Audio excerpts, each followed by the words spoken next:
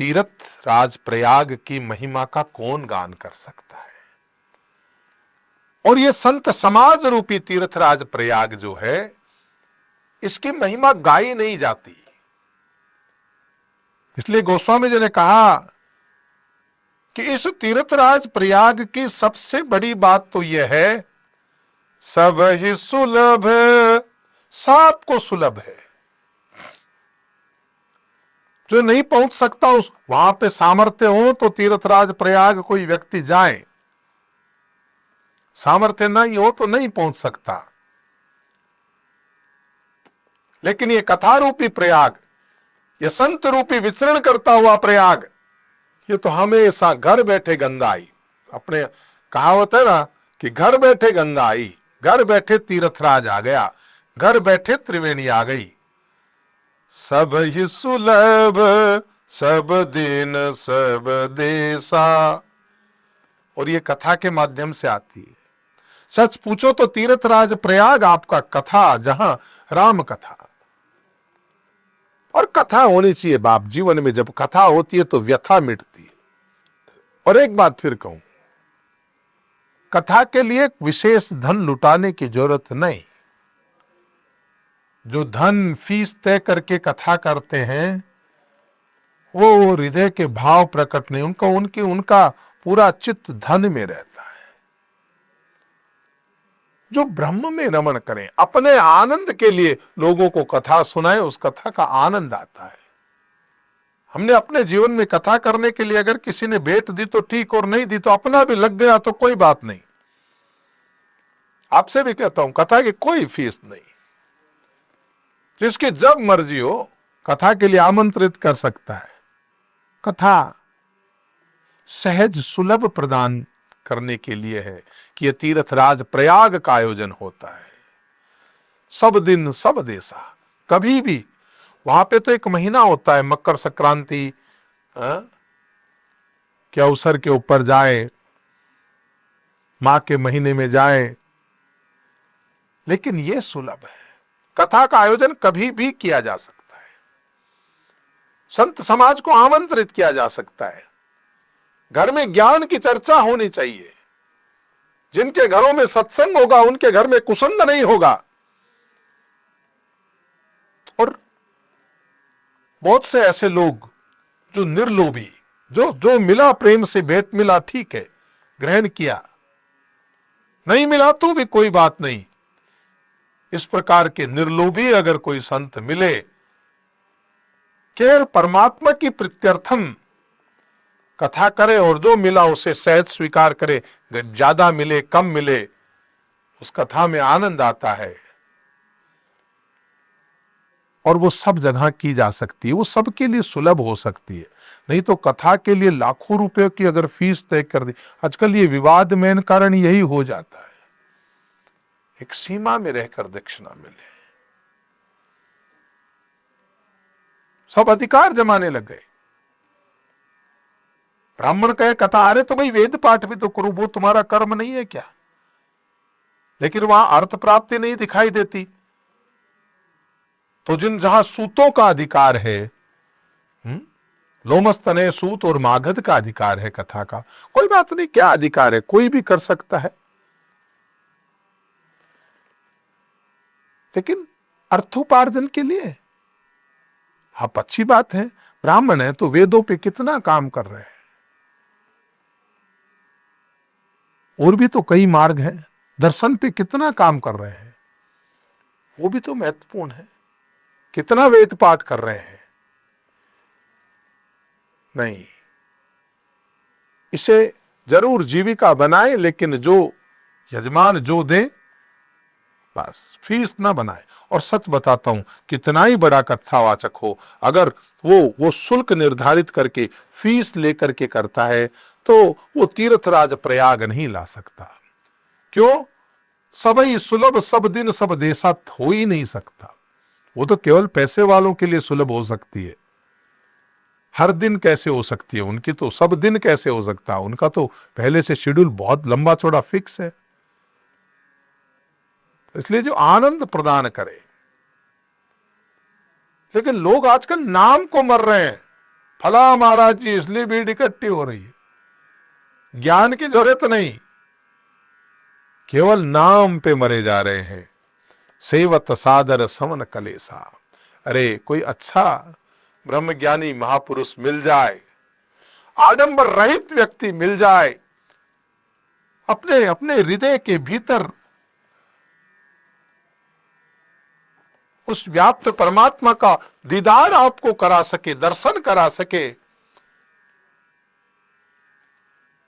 जो ब्रह्म में रमण करे सो ब्राह्मण, सेवन करे। ऐसा सेवन करने वाला व्यक्ति सादर समन कलेसा, क्लेशों का समन करता है। तुम आप अनुभाव कहा है कि संत समाज, जो दुखों का अंत करे वो संत, जो सत्य में ले जाके बात का अंत करे वो संत, वो सभी को सब दिन सब जगह प्राप्त होता है। सहजता जिसमें होती है वो संत, वो साधु। आदर पूर्वक सेवन करने से, ऐसे संतों का सेवन करने से क्लेश दूर होते हैं। तीर्थराज प्रयाग है, ऐसे संतों की वाणी और कथा सुनने से हमारे क्लेश दूर होते हैं। वो ऐसे ऐसे संतों के मुख पे नूर चमकता है। संतारा मुख पे बरसे नूर, नूर म्हारी सजनी है। साधु जी मिले तो बातां में कराए,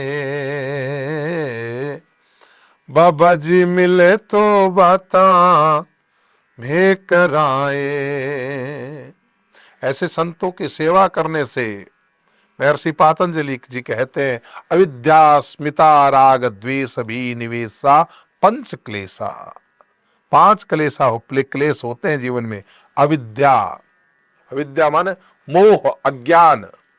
अस्मिता, मैं हूं, अहंकार। राग, द्वेष, अभिनिवेश, अभिनिवेश का मतलब होता है मृत्यु का भय। सबई सुलभ सब दिन सब देसा, सेवत सादर समन कलेसा।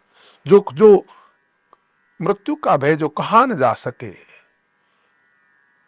तो संत समाज सभी को सब दिन सभी ठोर प्राप्त होता है। और जो भी आदर पूर्वक इन संतों का सेवन करता है, उसके क्लेश दूर होते हैं। इस साधु रूपी तीर्थराज की महिमा अलौकिक है, अकथ है।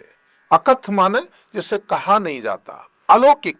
ये लौकिक नहीं है, सांसारिक नहीं है, सांसारिक आडंबर नहीं है। क्या बताएं किसी संत की महिमा, किन शब्दों में कहें, किसके साथ उपमा जोड़ें। अकथ अलौकिक तीरथ राउ, इस संत रूपी प्रयाग की महिमा कोई तेज वर्णन के न जायते। लेकिन यह है, अगर आप ये सेवन करेंगे, किसी सच्चे संत के पास आप कथा सुनेंगे या सत्संग सुनेंगे, देही सदपल प्रगट प्रभाव, उसके लिए कुछ भी असंभव नहीं रहता। लौकिक और पारलौकिक सब प्रकार के फल उसको मिलते हैं। तो संत समाज और प्रयाग में कुछ समानता है। संत समाज जंगम है, चलता फिरता है, हमेशा विचरण करते रहते हैं, सबके लिए सुलभ है। कहीं भी कथा कोई भी कराओ, सादर आमंत्रित है। तो हम भी बिल्कुल आपका आमंत्रण स्वीकार है। लेकिन प्रयागराज तो सबको सुलभ नहीं है। जिसका शरीर निरोग हो, रुपया हो, पैसा हो, वो वहां जा सकता है। और संतों की समता का कोई तीर्थ देवता, कोई लोक नहीं है। संत समाज के सेवन करने वाले सब संत रूप हो जाते हैं। अरे सोना लोहे को सोना बना सकता है, लेकिन सोना लोहे को सोना नहीं बना सकता। लेकिन संत के संपर्क में आने वाला संत बन जाता है, सच्चा ब्राह्मण बन जाता है। कोई जाति पाति प्रांत धर्म नहीं होता उसे। जात न पूछिए साधु की, पूछ लीजिए ज्ञान। मोल करो तलवार का, पड़ी रहने दो म्यान। फिर जो संत होता है, जो सत्य में अंत करता है, कबीर कौन से ब्राह्मण थे भाई। रविदास रात न सोविए, दिवस न लीजिए चैन है। ये संत समाज के सादर सेवन से चारों फल इसी तन में शीघ्र प्राप्त होते हैं। मृत्यु के बाद मुक्ति मिलेगी नहीं, इसी तन में शीघ्र प्राप्त होते हैं। जीते जी मोक्ष अगर कोई दे सकता है तो वो संत प्रयाग है। सत्संग से लोग जीवन मुक्त हो जाते हैं और संतों की वाणी के प्रभाव से बड़े बड़े कामी लोग निष्कामी हो जाते हैं, लोभी लोग निर्लोभी हो जाते हैं, और जो नास्तिक लोग थे वो आस्तिक बनकर, जिन्होंने जीवन में कभी परमात्मा को चाहा नहीं था, वो परमात्मा का ध्यान करने लगते हैं, बड़ी आस्था उनकी प्रकट हो जाती है। तो यहीं पे आज के इस भाग को हम विराम देंगे और इस तीर्थराज प्रयाग की चर्चा को हम समापन करते हैं। कल पुनः इस बात के साथ कि कथा कैसे सुने हम फिर चर्चा करेंगे। आप सुन रहे थे let's mic more than radio. Follow कीजिए हमें हमारे सोशल मीडिया प्लेटफॉर्म्स पर। It's time for news. It's time for more than radio. Presenting the first radio news app, Let's Mike.